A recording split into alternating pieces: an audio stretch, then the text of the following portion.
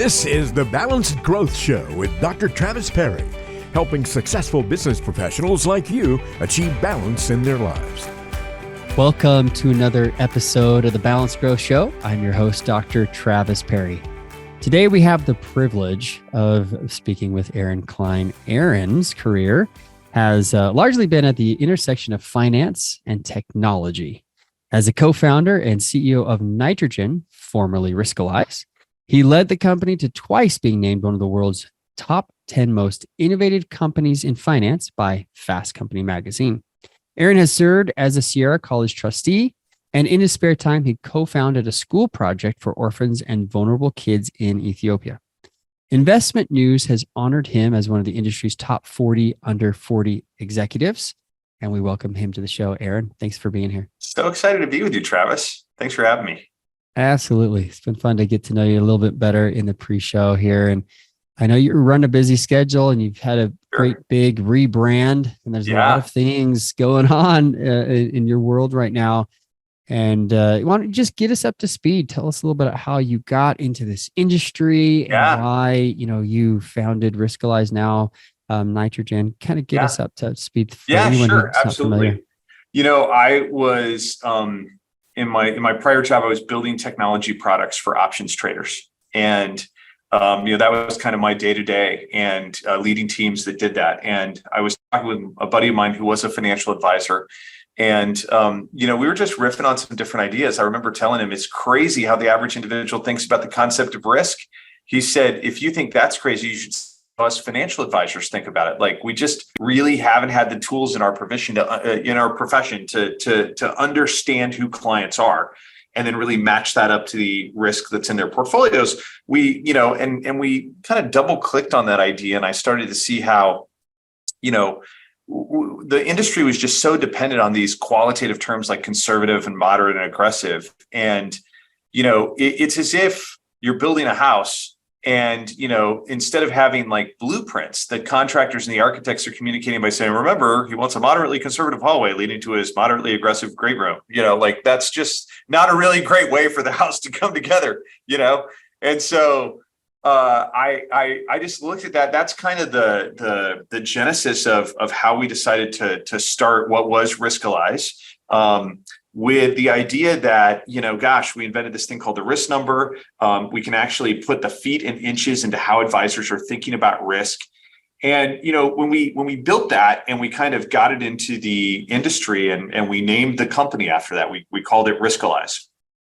We very quickly came to realize that that risk was actually not the end in and of itself, that risk was a means to the end of driving growth for wealth management firms. And I kind of think of growth as a two-sided coin. On the one side, it's acquiring new clients into your firm. Okay. On the other side, it's also about making sure that clients are engaged and satisfied and retained and become referral champions for the firm. And if you can get those things done, you've got a growth flywheel that is going to result in not only a really, really great business for that financial advisor and that wealth management firm, but an even more effective form of advice for the investor. So, ultimately, successful financial advisors and successful wealth management firms beget successful investors. And so, that's been our mission ever since day one is we believe that, we need to empower the world to invest fearlessly. And to get there, we need to empower our industry to be really effective at growth. And so we embarked on this decade of building what we call the growth platform for wealth management firms, helping firms turn leads into meetings, helping them turn those meetings into valued clients, helping them, turn those clients into referral champions for their firm. And we call that the Nitrogen growth formula. But what was interesting is, we were still called Riskalyze. And a year ago, our freshly minted chief marketing officer, he'd been here for a couple of months, and he comes to me and he says, listen, I've got the goods. I've got the data. Like, we've got to rebrand our firm.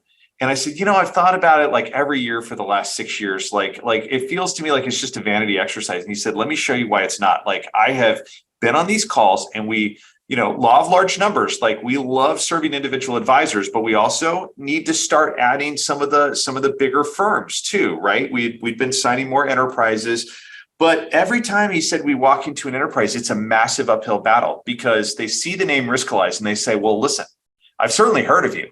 You've got a great reputation. Many of our advisors use you, and we're so perplexed at that because we don't understand why they would want to use another risk and compliance tool. And we don't really need one of those in our firm. And we would then be swimming upstream to explain what a growth platform for wealth management firms are. And, it wasn't quite sensical as to why that firm was called Riskalyze, right? And so we just kind of had to come to grips with that. My wife was like, what? You're renaming our fourth kid? Are you kidding me? We just had to come to grips with this idea. But ultimately, when the rebranding firm kind of put nitrogen up on the screen, I was like, that's it. We just got to have it. It is the element of growth that powers growth in our universe. It's a growth catalyst in our universe. And that is really what we are for wealth management firms. And risk is still, it all starts with the risk number. Risk is the means to the end of driving growth for wealth management firms. And kind of that's what we do for financial advisors. So cool. Yeah, I appreciate that explanation. The uphill battle is real because that was the name. And that's what people thought of you.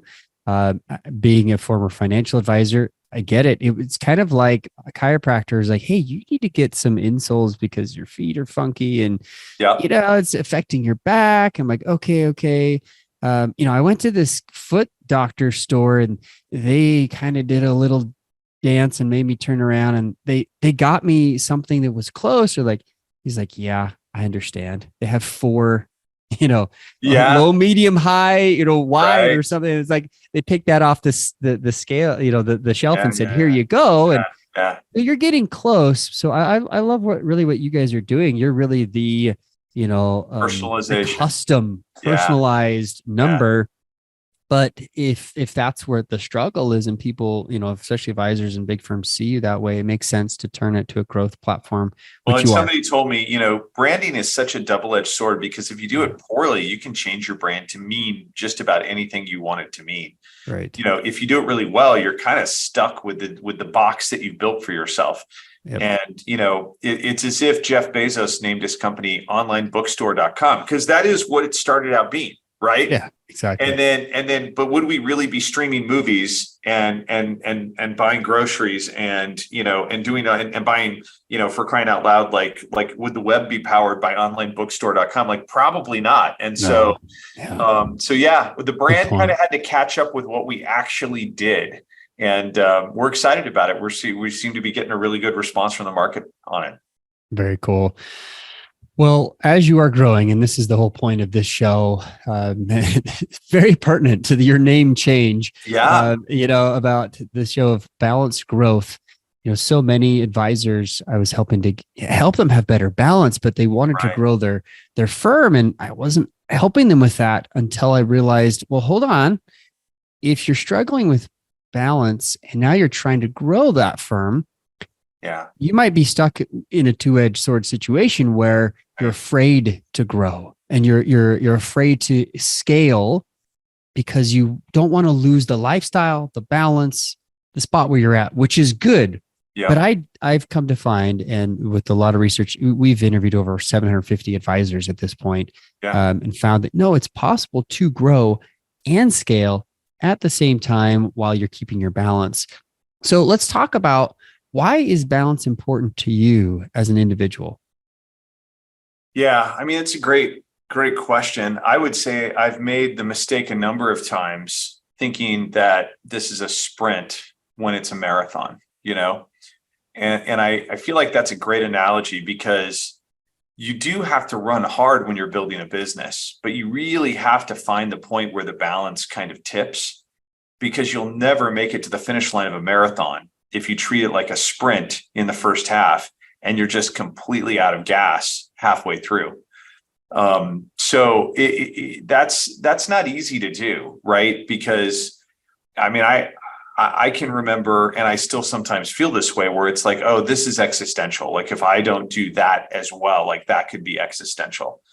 I think, I like the point that I think you've made a number of times, which is that you've really got to figure out the 2 or 3 things that are really going to matter and are really going to differentiate you from everyone else.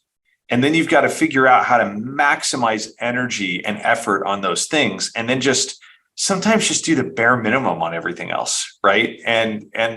For a lot of people, like, that's really hard. I'm a bit of a perfectionist sometimes, and like doing the bare minimum on some stuff is hard. But, somebody once said strategy should hurt. Right. So if your growth strategy for your business is that these 2 or 3 things are the things that are really going to matter, and so I'm going to just do those 2 or 3 things better than anybody else, you're not going to get there by doing 140% in total. You're going to have to take that 40% out of other stuff, and you're going to have to do some things in the bare minimum, and you're going to have to pick like who you don't serve. You're going to have to pick what you don't do in order to actually do those 2 or 3 things really, really, really well.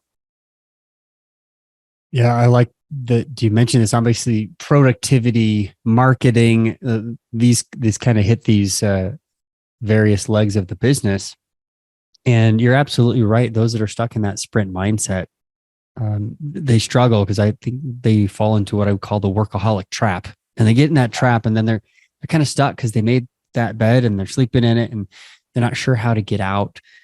And as you're growing your firm and you're helping other financial advisors grow their firms, let's talk about what you have done as an entrepreneur to scale it and being able to keep that balance of doing some things really well in your business.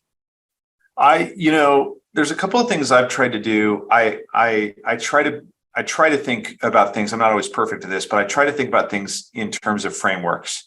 And a couple of frameworks that I set up for myself were, first of all, resetting my entire personal schedule and just like making myself into an early person. That did not come naturally. I was not naturally somebody to get up early. In fact, all throughout like high school, I was somebody who would on Friday night stay up until 1 or 2 a.m. into Saturday morning, and then sleep until 11 or noon. That was my idea of like really good sleep. I certainly wasn't doing that as I got into my career quite as much, but nonetheless, I was not an early person. And so that really had to change, like particularly as we started to have kids, like you just it starts to change your perspective on what's important. And the only way that I could really find to have a decent amount of balance there with the responsibilities to my family was to kind of reset that personal schedule and make myself an early person. So I get up at 4:45.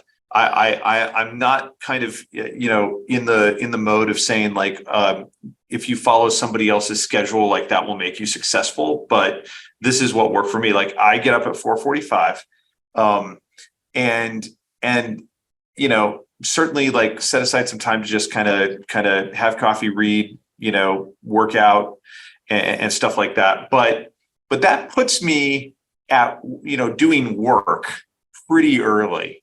And that's what allows me to kind of set the framework for myself that I am out of the office at 6 o'clock and I am home for dinner every night that I'm in town. The only exceptions to those are when, there's like business dinner or something like that happens to be in town, but that's fairly rare. So I am home for dinner and I don't do the work late thing. And, and the family is just having dinner at home and dad is working late at the office. Like that just doesn't work.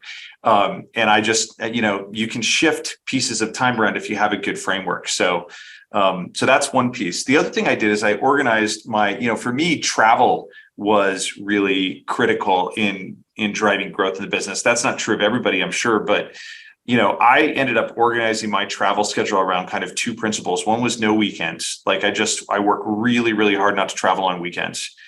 Weekends, I'll do some work from home, but like I'm going to be home on the weekends and interacting with my wife and kids. And then the other thing was to average every other week at worst. And so I don't really allow myself. There are times, you can't control other people's conference schedules or things like that. But I will work really hard to map out the calendar at the beginning of the year and go office week, travel week, office week, travel week, and kind of intersperse them that way. And that makes life really good with family, because it means that you end up, you come home on a Friday or something, you end up having what feels like a good solid week and a half of dad being there like every night for dinner.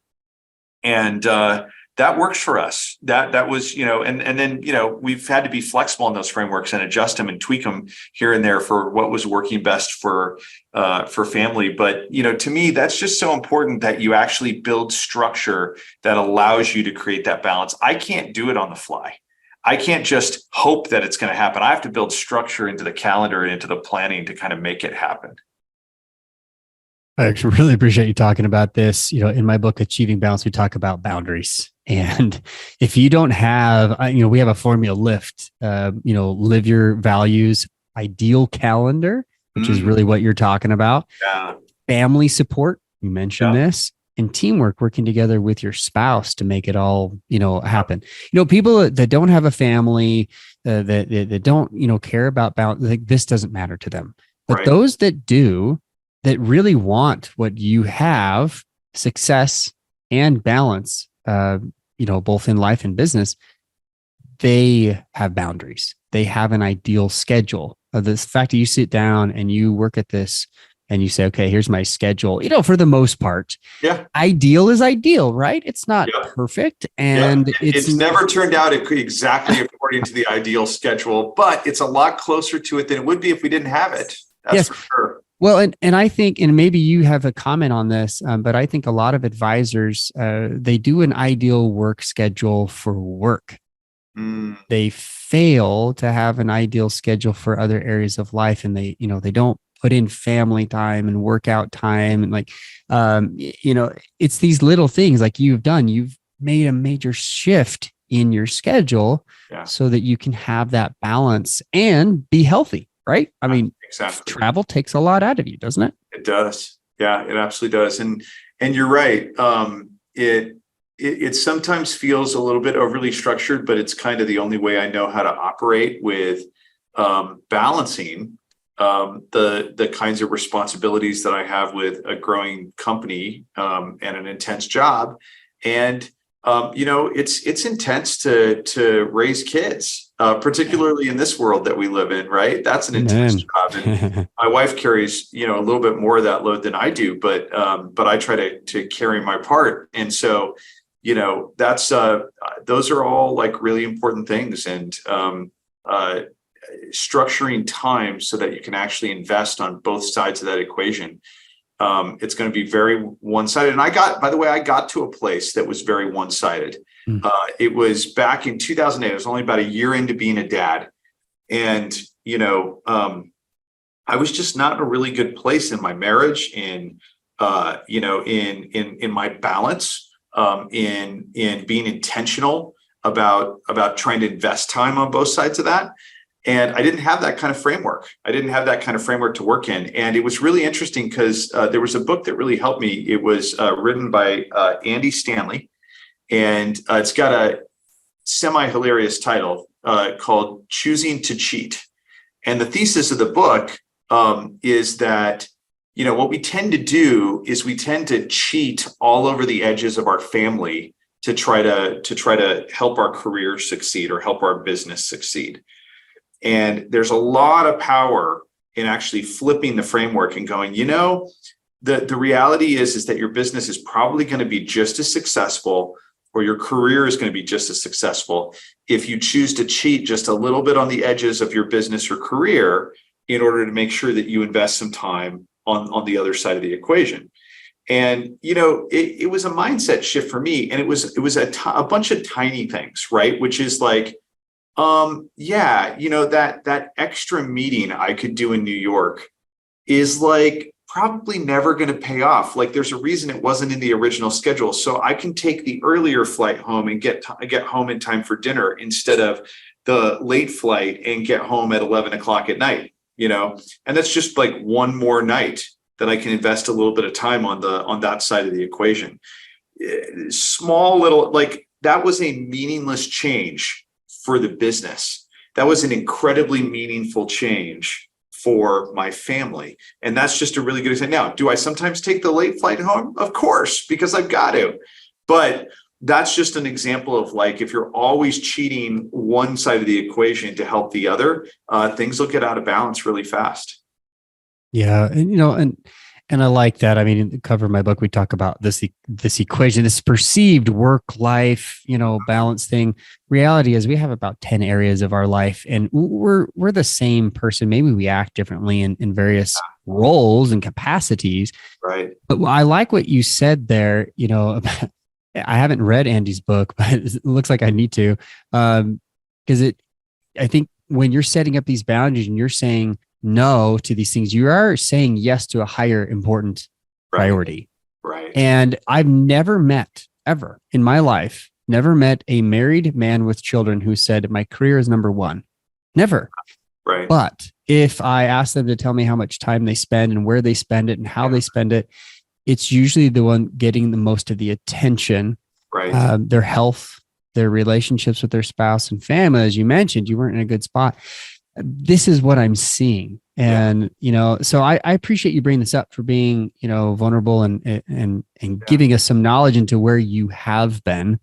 And obviously you figured some of it out, Yeah. Well, and to be clear, like I think it sounds to me also like Andy Stanley would really enjoy your book. So you two would have a lot in common, but I'll say this, like, I don't want to give the perception off that now, if I were to count up hours, like waking hours, that 51% of my time is spent with family and 49% of my time is spent with work. Like, that's not the equation. No. So there are lots of weeks that I wish that it was, but that's not the equation. But there is, if you really kind of get honest with yourself, a lot of times, there's kind of two dimensions to this, I think. One is the quantity of hours that you're actually putting in on that side of the equation and investing in that side of the equation. But then the other dimension is how many of those are truly present hours and focused hours. I'm not perfect at this, but I will say, like, when I get home and we're doing dinner from like 6 o'clock to probably 9 o'clock, like those hours from 6 to 9, like, it's got to be a really critical emergency for me to spend any time like thinking about responding to work. And I'll get lots of stuff in that window, but you've got to make choices and, again, put frameworks in place that allow you to do that, because that has to be real hours, and then it has to be focused hours. It can't be that you're pretending to put time into that side of the equation, but you're really putting very unfocused time. And because that's just a waste. Like, now you're doing neither side of the equation any good from my perspective. Yeah. The image that comes to mind is pushing your daughter on a swing while you're texting somebody on your phone, Totally. Exactly. And we made a funny, hilarious video about this last year or so. And it's like what happens is when you're multitasking, you're not focused, you're not being present. And a friend of mine, Dave Crenshaw, wrote the book, The Myth of Multitasking. Yeah. Science shows us you're just not giving the quality. Yeah. Right. What's interesting is family science tells us you have to have quantity. Yes. To get to quality. Absolutely right. Absolutely right. Well said. Yeah, well, and I think like what you mentioned is true, and I don't look at it as an equilibrium. I think actually, when we look at work-life balance as equilibrium, it's a broken philosophy. It's a myth. Right. What I think what we ought to do is, and then what I'm hearing from you too, is focus. What are our highest priorities in life? It's our health, it's our family, it's our spirituality. Just make time for those things, and then build a framework, build boundaries, so that work doesn't impose. Obviously, we're going to spend a lot of time at work. We are. That's just what happens. Yep. But it doesn't have to be our entire life. Right. Well, I appreciate. Well, we'll never be able to succeed in work if we try to make it our entire lives. Exactly. Yeah. It might be able to be a little bit more if you're single and you've got no other responsibilities. But like, the truth is like, that's sprint behavior, and you're going to run out of gas on the marathon. Well, and I'm glad you bring this up, because I have worked with advisors who they're not married yet, or they have a girlfriend or fiance. And I'm like, well, hold on. Because if your runway right now is completely out of balance, wait till the kids come. Wait till you get married. And all of a sudden you're going, well, I can't live that lifestyle. Well, I'll change when I get there. I understand that, we're humans and we don't really want to change unless there's a big issue. But I appreciate this conversation. And really what it tells me is we need to flip the script. Yeah. We need to put the things that are most important first, because they will actually lift the other areas. The ones that come to mind as I've trained them and talked to them about this is exactly what they say. Well, I thought that if I spend more time in these other areas, my work will be affected negatively. They didn't realize that work would actually be effective positively. Right. And I'm getting from you, point. you and your wife, you have different main roles. She supports you in your business. Yeah. And you support her, as a dad, being there, not all the time. She's there most of the time. Yeah. So this is one of those things where parents have to figure that out. They have to make those choices and decide on whose roles whose. I know. One of the things we do with that, by the way, is, and it's funny because it took us a solid 20 years of marriage to kind of figure this out. We were decently good at communicating. Like, we would communicate, but we were not really setting aside specific focused time to communicate on things. And whether that was, a lot of times that's calendar, a lot of times that's issues with the kids, a lot of times. So we finally, talk about frameworks. We built, and I try not to laugh too hard when I say this, but we built into the calendar, kind of architecture, a biweekly marriage one-on-one. I mean, I do one-on-ones with everybody who is a direct report for me. And then I do one-on-ones, for example, with board members that I work for on a regular basis. Why would I not do a one-on-one with my most important teammate, on a regular basis to try to stay in sync, solve problems, push things out of the way? And sometimes that's her, solving problems and making decisions for me. And sometimes that's me solving problems and making decisions for her. But that's been really, really helpful. And we've got that built into our lives now, the marriage one-on-one, we call it. You're reading playbook right out of the Achieving Balance book here. Love it. That's great. Exactly. The ending is, hey, like, you need to make time for this most important. That's the T part of lift is your teammate. Yeah. I know we're short on time and it is the topic of the day, but I've appreciated like learning from your example. You are an example of someone who's balanced and who's growing a business, and you're a leader in the field. And I hope others, advisors, entrepreneurs who are listening to this can see. Obviously, Aaron, you and I, neither of us are perfect at this balance act. Sure. But what I'm seeing is a leader in the field who is making no excuses and who's saying, this is what's worked. This is how it's worked for us. I really appreciate your time today. Last parting words, what advice would you give to other advisors, entrepreneurs who are trying to grow in a balanced way? Well, first of all, I love the framework that you just talked about in your book. So I hope that they're reading that and thinking about that and putting frameworks into their lives. And I just look at that and say, what's really exciting to me, and I'll kind of, I am an optimist at heart. So I will just say, like, here's kind of an optimistic note. It's kind of exciting to me to watch how technology could really make a massive impact in giving financial advisors even more balance. I know there's a lot of fear about things like, oh, is AI going to replace financial advisors? Like, baloney. Like, financial advisors are going to be given superhuman powers with a lot of the technology that is out there. That's what we've tried to do and have been doing for years with Nitrogen is be that intelligent assistant to make an advisor's process faster and more successful and more engaging for their clients to kind of drive that growth process. But I look at the AI shift that is upon us. And 5 years ago, I was on stage at a conference and said, the most effective deployment of AI in our industry has been in press releases. That has completely changed over the last 9-12 months, right? And we're in a world like I don't know exactly what's going to happen, but I think that like 5 years from now, I think it's going to take about 1/5 the time for a financial advisor to manage the clients that they have today. So what I think is kind of exciting is for financial advisors to start thinking now about how they can leverage that to put some more balance in their lives, okay, and in their growth. Because that could look like, I mean, perhaps it's just being a much more profitable practice and, and taking on a few more clients, but staying relatively similar. It might mean lowering minimums and giving the access of your advice to more people. It might mean a lot of different things, but at the end of the day, that kind of shift gives you an opportunity to really change the balance of how you run and grow your practice. And I think it's upon us. I think it's coming in the next 5 years. And I think it's going to be really fascinating to see how financial advisors leverage it or choose not to leverage it and kind of be led by it. And I think it's the former that are going to win. Advice drop right here. CEO Aaron Klein.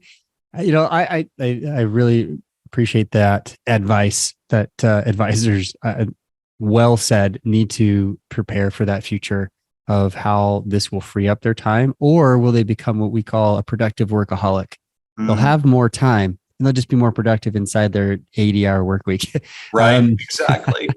But exactly. I love that you mentioned this, like plan for it now. You're planners, plan for it now. Start thinking about how you're going to leverage it to build better balance into your practice and your life. Well said. I think we're going to have more conversations in the future, Aaron. Thank you for spending some time, making the time to be here on the show, the Balanced Growth Show. I appreciate it. Thanks for having me. Absolutely. If you enjoyed this, like, share, subscribe, send to an advisor who really needs an example of a balanced leader in their life. Until next time, remember, live life on purpose.